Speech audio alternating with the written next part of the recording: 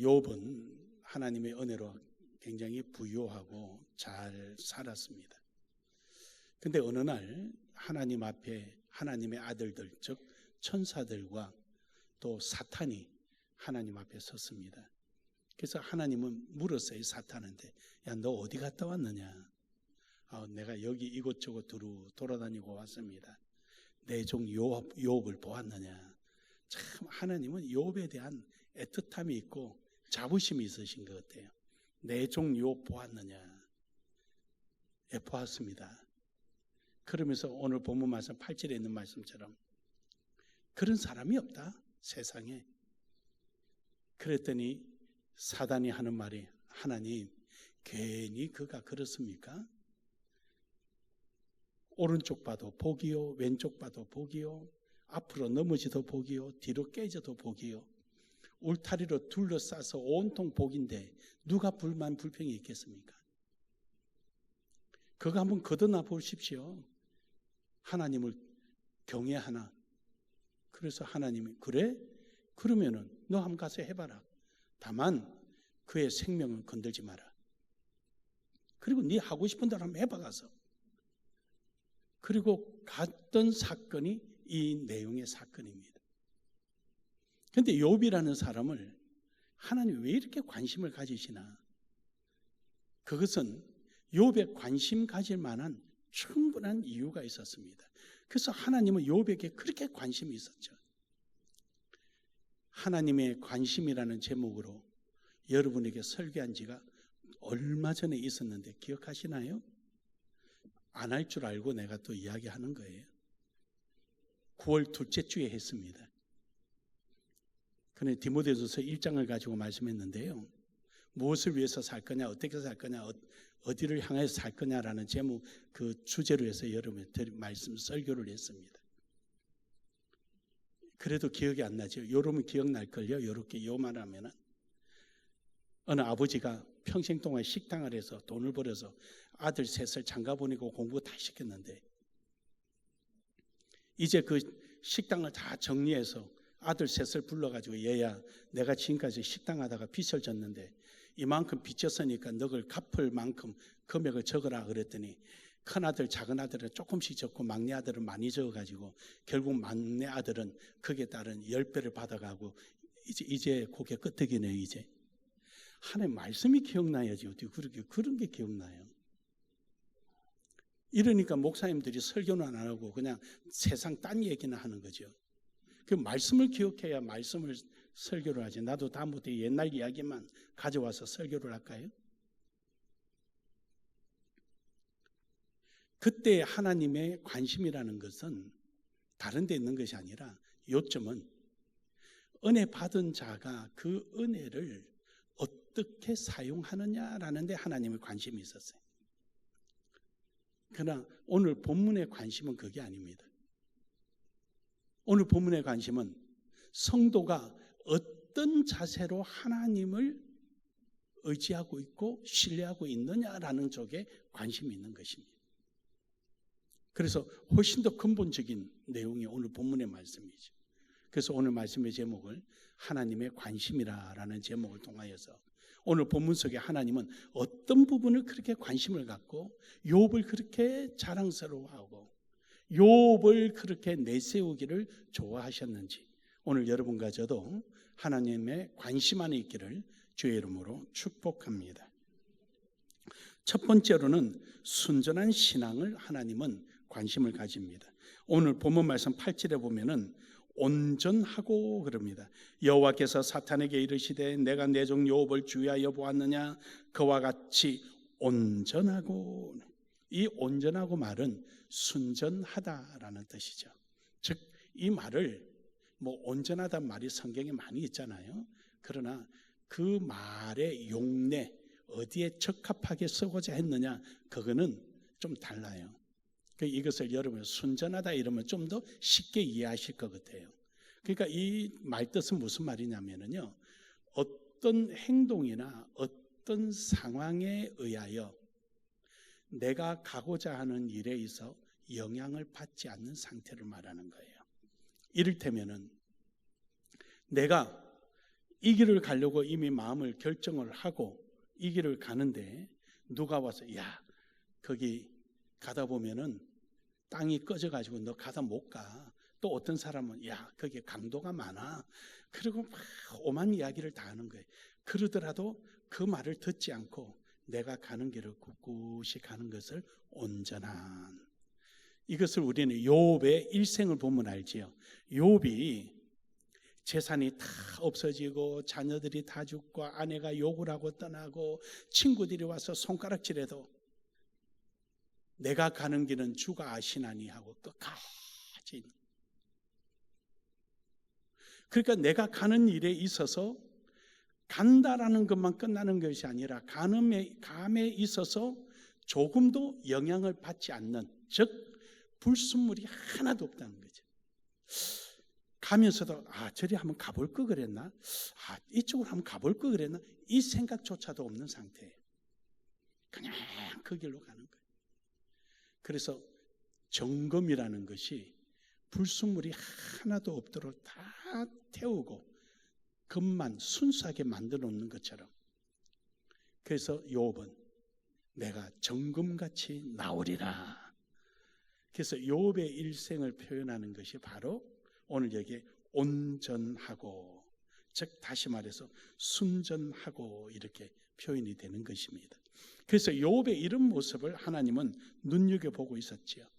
잠언서 29장 10절에 보면은요, 피 흘리기를 좋아하는 자는 온전한 자를 미워하고 정직한 자의 생명을 찾느니라. 피 흘리기 좋아하는 사람은 어떤 자들입니까? 상황에 따라서 자기 이익을 구하는 자들이지요. 그런 사람은 자기 갈 길을 천천히 가는 사람이 미운 거예요. 비교되니까. 뿐입니까? 정직하게 행하는 자의 생명을 찾아서 옳고 그름을 분명하게 말해주는 사람을 해코지하고 죽이는 거죠. 그래서 저런 피 흘리기를 좋아하는 사람, 자기의 어떤 목적을 가지기 좋아하는 사람, 여러분이 피 흘리기 좋아하는 사람 이러면 악한 사람, 그냥 이렇게 여러분이 그냥 막연하게 이렇게 표현하지만 오늘 여기 온전함이라는 말에 비추어서 저 말씀을 보셔야 되는 거예요. 저기에도 온전한 자를 미워하고 돼 있잖아요. 그러니까 어떤 상황이나 어떤 조건이나 어떤 말이나 흔들리지 않고 자기가 가야 할 길을 그냥 가는 거예요. 그러니까 그런 사람을 자기 마음대로 상황대로 살아가는 사람은 싫어하죠. 그리고 정직하게 손가락질하고 가르쳐주는 사람을 죽여버리고 방해받지 않으려고 그런 거죠. 그러니까 저게 피 흘리기 좋아하는 사람과 온전한 사람은 극과 극으로 보여주는 것입니다. 고린도전서 2장 6절에 보면은요, 그러나 우리가 온전한 자들 중에서는 지혜를 말하노니 이는 이 세상의 지혜가 아니요 또 이 세상에서 없으실 통치자들의 지혜도 아니요.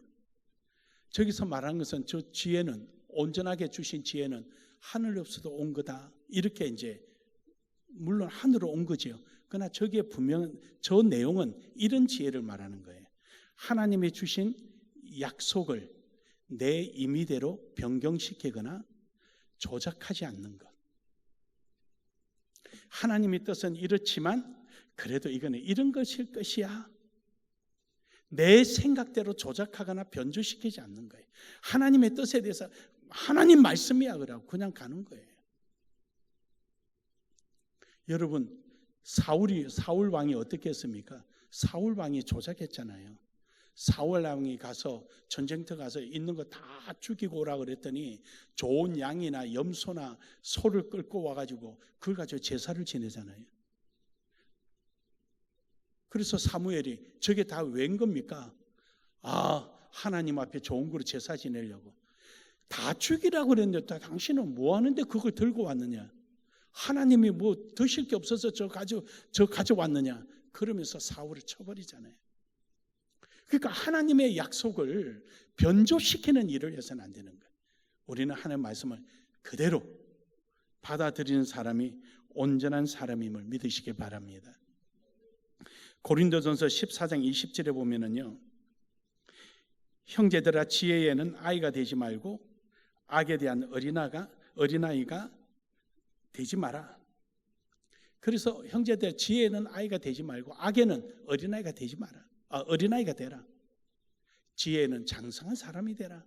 그럼요, 우리가 하나님께서 주시는 이 온전한 순전한 신앙은요, 하나님의 온전한 삶을 우리가 쫓아감으로 말미암아 우리가 점점 성장해 가는 모습을 가지게 되는 것입니다. 빌립보서 3장 15절에서도 보면은 온전한 신앙은요, 그러므로 누구든지 우리 온전히 이룬 자들은 이렇게 생각할지니 만일 어떤 일에 너희가 달리 생각하면 하나님이 이것도 너희에게 나타내시리라. 다시 말해서 온전하게 하나님 앞에 믿음으로 살아가는 사람은 하나님이 철저히 신뢰를 하셔서 이것도 맡길 수 있고 저것도 맡길 수 있고, 이 생각에도 하나님이 오케이, 저거 하고 싶다면 저거 해도 오케이, 하나님 모든 걸 다 맡기신다는 거예요. 그러니까 얼마만큼 하나님 앞에 관심의 대상이 되고 신뢰의 대상이 되느냐. 우리 나눔의 교회는 이러한 신뢰의 대상이 되기를 주의 이름으로 축복합니다. 에베소서 4장 13절에 보면은 이러한 교회가 되기를 원합니다.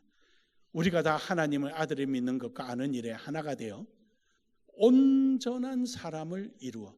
그렇습니다. 우리 각각 한 사람이 모두가 모여서, 온전한 사람들이 모여서 온전한 사람을 이루어가는데 누구냐? 그리스도의 장성한 분량, 그리스도의 모습입니다. 이것이 바로 교회가 되는 것입니다.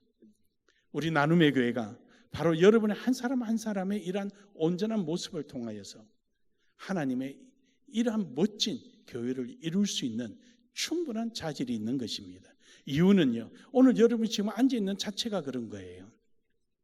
여러분이 여기 오기까지 피곤한 몸도 있고요, 또는 사업차 만나야 될 사람도 있고, 인간관계를 통하여서 어떤 자기의 영역에 일정한 지분을 가지는 분도 있고, 여러 다양할 텐데 그런 방해로부터 완전히 배제시키고 여러분이 온전히 하나님 앞에 예배하기 위해서 이 자리에 온 것만 해도 바로 여러분은 욥처럼 승리한 사람입니다.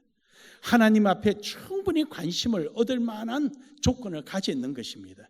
그런 여러분이 모여서 아름다운 교회를 이루고 하나님의 뜻을 이루어간다면 이 얼마나 놀라운 사실입니까? 그러므로 여러분, 골로새서 1장 28절에 있는 말씀처럼 이처럼 이러한 교회는 자기 생각을 가지고 자기 뜻을 가지는 것이 아니라 사도의 가르침, 즉 하나님의 가르침을 점점 세워나가는, 지역사회를 세우고 나아가 필리핀을 세우고 나아가 하나님께서 우리에게 맡겨지는 선교지를 세우는 사람을 세워나가는 일에 바로 여러분이 주체자가 되고 하나님의 능력자가 되기를 주의 이름으로 축복합니다. 두 번째로는 하나님께서 정직한 사람을 관심을 가집니다. 오늘 여기 본문 말씀 8절에 보니까 정직하여라고 말합니다. 이 정직이라는 것은 사람에 대해서 정직하다는 것이죠. 즉 다시 말해서 아까 그 시편 말씀에 있는 잠언에 있는 말씀처럼 정직한 자를 죽이다, 피 흘리기를 좋아하는 자가 정직한 자를 죽이듯이 정직한 자는 이 세상의 풍토에 따라가는 것이 아니라 내가 가야 할 길을 가는 거예요. 내가 해야 할 길을 하는 거죠. 그래서 정직한 자는 하나님의 뜻으로부터 벗어나질 않는다는 겁니다. 그래서 다윗은 욥은 참으로 정직하자 하나님을 원망하지를 않아요. 그는 정말로 솔직하게 하나님 앞에 고백하는 거죠. 하나님, 난 모르겠습니다. 이게 무슨 일인지 모르겠습니다. 그러나 하나님은 내가 가는 길을 아시나이다. 자기의 정직함을 하나님 앞에 그대로 토로하고 있는 겁니다. 사랑하는 여러분, 우리가 이러한 신앙으로 살아가는 성경의 인물들은 많이 있습니다. 그러나 그 중에서도 우리가 가장 잘 보편적으로 이해를 잘하는 인물이 다윗이라는 인물이 있습니다. 다윗은 자기에게 부당하고 사울로부터 그 엄청난 핍박, 시기 질투에 의한 생명의 위협까지 느끼고 있었지만 그는 자기가 해야 할, 자기가 하나님 앞에 행해야 될 신앙으로부터 벗어나지 않았습니다. 그는 시편 37편 14절에서 15절에 보면은 참고적으로 시편 37편의 내용은 어떤 내용이냐면은 악인의 잘 되는 것을 부러워하지 마라 라는 그 요지의 내용입니다. 그 중에서 14절에서 15절에 보면은 악인이 칼을 빼고 활을 당겨 가난하고 궁핍한 자, 저기서 가난하고 궁핍한 자는 대항할 능력이 없는 자, 칼을 치면 칼에 맞아야 되고 활을 쏘면 활에 맞아야 되는 대항할 수 없는 자를 시적으로 표현한 겁니다. 엎드려뜨리며 행위가 정직한 자를 죽이고자 하나 그들의 칼이 오히려 그들의 양심을 찌르고, 참 시적 표현이 아주 뛰어나죠. 자기 목을 겨누고 이러면 우리 좀 더 쉬울 텐데 양심을 거르고. 그래요 여러분, 결국 사울이 뒤에 어떻게 했습니까? 다윗에게 내 아들 다윗아, 네가 하나님 앞에 복받기를 원하노라. 다시는 내가 너를 쫓아다니지 않겠노라. 이제 내가 알았다. 네가 나를 해하고자 하는 것을 아닌 것을 내가 이제 알았다. 양심의 찔림을 받게 되잖아요. 그렇습니다 여러분. 오늘 여러분과 저는요, 우리에게 맡겨진 일에 우리가 가야 할 길, 우리는 최선을 다해서 가는 거예요. 여러분, 우리가 코로나 기간에도 사실 그랬잖아요. 누가 무슨 소리를 하든 우리가 우리 해야 할 일을, 우리가 가야 할 길을 가는 겁니다. 그러나 끝나고 나니까 나눔의 교회처럼 해야 되는데, 또 어떤 교회는 나눔의 교회, 그때 제가 회장 때는 대표장님이 지시해서 우리가 그거 믿고 했는데 잘했습니다, 그런 이야기하는. 시편 37편 35절에 보면은요, 내가 악인의 큰 세력을 본즉 그 본래 땅에 서 있던 나뭇잎이 무성함 같으나, 지금 악인이 아주 장대하고 뛰어나고 막 한 것 같으나 그거 보지 말라는 거예요. 37편 37절에 보면은 완전한 사람을 살피고 정직한 자를 볼지어다. 왜냐? 그 악인의 능력, 악인의 풍요로움, 이거 보고 있노라면 한순간에 없어진다는 거예요. 하나님이 지워버리면 없어지는 거예요. 그러나 온전한 사람, 정직한 사람을 볼지어다. 그 사람은 능력도 없고 가진 것도 없고 쌓아놓은 것도 없지만 그는 화평하고 미래가 평안하니라. 하나님의 약속이에요. 그러므로 여러분, 역대하 29장 34절에 보면은요, 저 말씀의 배경은 이겁니다. 유다 백성들이 바알을 섬기며 우상 숭배하다가 히스기야가 왕이 된 거죠. 그래서 히스기야 왕이 되고 저들이 이제 전부 다 새롭게 종교 계획을 일으키는 겁니다. 그 종교 계획을 일으킬 때 그때 하나님 앞에 속죄제를 드리는 거예요. 근데 속죄제를 드리는데 제사장 손이 부족해서 짐승을 가죽 벗기고 하나님 앞에 제물로 드리는데 손이 부족한 거예요. 보통 속죄제는 속죄제를 드리는 사람이 짐승을 잡습니다. 그런데 지금 저기 제사장이 그 일을 하고 있다는 것은 국가적인 속죄일인 거죠. 그래서 제사장이 해야 돼요. 근데 저기서 지금 하나님 말씀하신 것은 제사장의 형제인 레위 족속을 칭찬하고 있는 겁니다. 그 제사를 지내는데 많은 제물이 오니까 그동안 제사장들이 제사 지내는 일을 안 했잖아요. 우상 숭배만 하고. 그 이제 종교 계획을 통해서 이제 짐승을 벗기고 제사를 지내는 절차를 하려고 하니까 손이 더디죠. 안 해보던 거 하니까. 그러면 대충 할 수도 있잖아요. 근데요, 레위 사람들은 그러지를 않은 거죠. 성결 의식을 할 때까지, 제물을 똑바로 정리할 때까지 기다리고 있는 거예요. 성결 의식은요, 제물을 하나를 껍질 벗기고 각을 떠고 내장을 빼서 버릴 거 버리고 하나님 앞에 드리고 나면 와서 몸을 씻어야 돼요. 씻고 또 와서 또 해야 돼요. 손발을 씻고 와서 또 하고 또 해야 돼요. 근데 그것을 다 하기까지 레위 사람들은 기다려주는 거예요.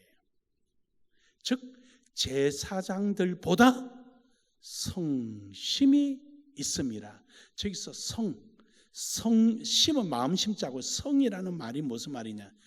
정직이라는 말이에요. 그의 마음이 딱 지키고 하나님의 중심으로 딱 정직하게 지키고 있는 마음이에요. 사랑하는 여러분, 오늘 여러분과 저는요, 어떤 환경이냐 조건이냐 상대방이 이해해 주겠지, 아이고 뭐 대충 해도 되겠지, 이건 안 되는 거예요. 연휴가 이어지니까 고향 가려면은 명절날 복잡하니까 오후 예배는 그냥 생략하고 각자 집에서 하고, 그렇게 하면은 교인들은 엄청 좋아해요. 그 다음에는요, 날씨 엄청 더운데 목사님 오후 예배 그냥 방학하면 하죠. 엄청 좋아하죠. 그 다음에는요, 자기 영혼이 죽은 줄을 모르는 거예요. 저도 좋죠. 그런데요, 누가 보든 안 보든 하나님이 보십니다. 그래서 지키는 거예요. 제가 그 말씀 드렸잖아요. 처음에 개척했을 때 단칸방이 예배당이고 우리 방이에요. 근데 우리 집사람이 애들 데리고 우리 본가에 가고 저 혼자 강대상 지키고 있습니다. 아무도 없어요. 아무도. 나 혼자뿐이에요. 그래도요, 자, 다 같이 사도신경으로 신앙 고백 드리겠습니다. 다 합니다. 기도하고 찬송하고 마칠 때 주기도문 하고요, 다 합니다. 혼자서. 모르는 사람이 들어오면 실성한 사람 아닌가 그렇게 혼자서 자, 몇 장 하시겠습니다. 그리고 앉아서 반주기 틀어놓고 혼자서 부르고.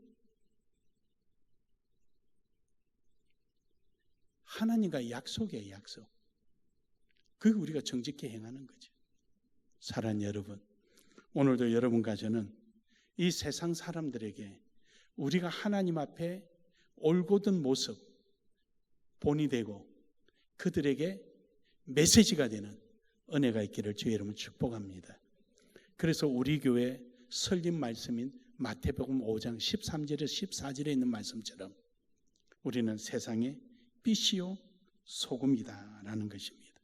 사랑하는 여러분, 오늘 여러분과 저의 이러한 삶이 이 세상을 변화시키고 나아가는 일에 쓰임받기를 주의 이름으로 축복합니다. 마지막 세 번째로는 오늘 여기 있는 본문 말씀에 보면은 하나님을 경외함이라 그럽니다. 하나님을 경외하는 방법이 여러 가지가 있죠. 찬양으로, 물질로, 내 몸의 헌신으로, 충성으로 경외하는 방법이 여러 가지가 있어요. 여기서 경외한다는 말은 무슨 말이냐면요, 악을 회피한다라는 뜻이에요. 악을 회피한다. 즉 욥을 보면 이렇죠. 욥이 있을 때 욥이 재산이 다 탕진되고요, 아들들이 다 죽고 남은 사람은 아내가 남았잖아요. 아내가 욥에게 저주를 퍼붓고 떠나잖아요. 하나님을 저주해라, 하나님을 욕해라. 그리고는 막 욥을 저주하고 떠납니다. 떠날 때 욥은 악을 회피합니다. 하나님 어째 마누라도 떠나게 하고 이렇게 합니까? 원망 한마디 안 합니다. 악을 떠납니다. 그리고 욥의 세 친구가 욥에게 얼마나 공격합니까? 그래도 욥은 딱 한마디, 그가 내 길을 아시리라. 너희는 몰라, 그가 내 길을 아시니라. 할렐루야. 그러니까 절대 악을 섞지를 않는 거예요. 그래서 여기서 악을 회피한다, 악을 피한다 이런 거죠. 이런 말을 여러분 이제 이해가 잘 안 되면 이렇게 생각하시면 돼요. 그 삼손이 머리가 길었을 때 능력이 나왔잖아요. 그런 이제 데릴라의 깸에 빠져가지고 그 무릎에 잠을 자다가 데릴라가 머리를 잘란 거예요. 그 데릴라가 야 저기 쳐들어와서 하니까 뭐야? 그러고 바짝 일어나가지고 자기가 옛날처럼 힘이 있는 것처럼 싸우려고 팍 일어나는데 그때 하나님 말씀이 이래요. 하나님이 그를 떠났음을 몰랐더라. 떠났다, 회피했다. 그 말이 요 말씀이에요. 그 똑같은 말 뜻이 그 말이에요. 우리 교인들 성경 박사 될까 봐 내가 좀 두렵긴 한데 박사 되세요. 그냥 뭐 될 거. 그래서 그가 하나님이 떠난 것을 알지 못하더라. 우리는요, 하나님이 관심을 가지는 사람은 누구냐? 악을 떠나 있는 사람, 그리고 하나님을 떠남으로 하나님을 순수하게 경외함이 보존되어 있는 사람. 여러분이 그리스도인이라는 사실은 뭡니까? 하나님을 경외하는 자입니다. 그 순수함이 유지되고 있는 모습, 바로 이러한 사람을 하나님은 관심을 가지고 계신 것입니다. 그래서 오늘 욥기서 1장 1절에 보면은요, 여기서도 그러세요. 하나님께서 그 사람은 온전하고 정직하여 하나님을 경외하며, 경외라는 말이 그 뒤에 따라오죠. 악에서 떠난 자들아. 경외하는 모습에 악에서 떠난 자들아. 사랑하는 여러분, 오늘 여러분도 오늘 앞서 말씀드린 대로 악에서 떠나고 여기 앉아 있는 줄 믿습니다. 악에서 떠났으니까, 그 유혹으로부터 떠났으니까 이 시간에 얼룩달룩한 사놓은 그 등산복 입고 산에 올라가면 기분 좋을 테고, 그 새로 사가지고 온 골프 가방 어깨 메고 가서 필드 나가서 한번 대 휘들고 오면 기분 좋을 텐데, 그거 다 벗어 던져지고 거기로부터 유혹받지 않고 오늘 이 자리에 앉아 있다는 것이 얼마나 감사합니까? 그래서 온전하게 하나님을 경외하는 거예요. 그래서 또 오전 예배만 하고 오후 예배는 필드 가야지, 오후 예배는 뒷동산 가야지 하지 않고 밥 먹고 오후 예배까지 다 드리고 가니까 얼마나 하나님을 경외합니까? 소리가 왜 안 들려? 아멘 소리가. 얼마나 하나님을 경외합니까? 그렇지. 그런 사람이 오후 예배까지 하는 사람들이다.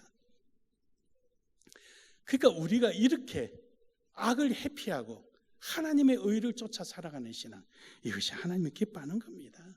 시편 128편 1절에 보면은요, 하나님을 경외하는 사람 복이 있다 그랬어요. 그러니까 저 경외는, 지금 나오는 경외란 글자는 악을 회피한 사람이에요. 그의 길을 걷는 자마다 복이 있다. 왜요? 악이 있고 꾀임이 없는 자리니까 가는 길마다 형통하고 복되지요. 시편 34편 9절에 보면은요, 너희 성도들아 여호와를 경외하라. 그를 경외하는 자에게는 부족함이 없도다. 믿으십니까? 하나님은 우리 앞에 모든 것을 예비해 놓으시기 때문입니다. 시편 34편 18절에서도 하는 비슷한 말씀을 하시는 거예요. 여호와의 마음이 상한 자는 가까이 하고 충심으로 통회하는 자를 구원하시도다. 다시 말해서 내 속에 있는 악을 회피하느라고 악으로부터 벗어나기 위해서 노력하는 자를 하나님은 그를 건지시고 구원해 주신다는 것입니다. 사랑하는 여러분, 오늘 여러분의 삶 속에 이처럼 악을 회피하고 나아가기를 주의 이름으로 축복합니다. 하나만 더 본다면은 시편 34편 19절에 보면은요, 의인은 고난이 많으나 여호와께서 그의 모든 고난에서 건지시도다. 의인이 왜 고난이 많죠? 의인이라고 고난 많습니까? 아니요. 여러분들은 그냥 그 도식적으로 의인은 고난이 많은 거야, 의인이 있고로 고난, 이게 아니에요. 의인은 악을 회피하고 나가다 보니까 고난이 따르는 거죠. 여러분, 입을 뒤집어 쓰고 있는 의인은 하나도 고난이 없어요. 입을 뒤집어 쓰고 있는 의인, 아무것도 안 하는 의인은 아무 어려움이 없어요.